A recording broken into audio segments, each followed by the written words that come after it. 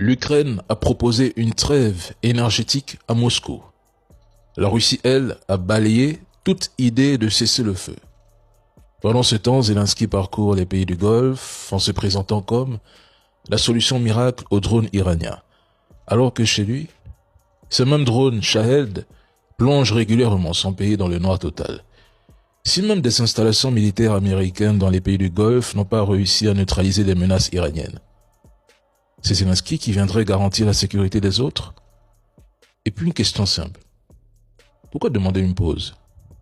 C'est lui qui affirme que la Russie perd 50 000 soldats par mois, qu'elle recule, que les territoires sont déjà repris. Alors pourquoi souffler la Pâque si la victoire est si proche? Et que se passerait-il si la Russie menait la guerre en Ukraine avec la même intensité, la même brutalité extrême qu'en Tchétchénie? La Russie a les moyens de raser l'Ukraine. Mais ce qui freine les Russes, c'est aussi le fait que Russes et Ukrainiens partagent une histoire, des racines slaves communes, des liens familiaux, linguistiques et humains profondément entremêlés. Ce sont des frères. Comme en Afrique, on pousse des pays frères séparés par des frontières artificielles tracées par les Occidentaux à s'entretuer.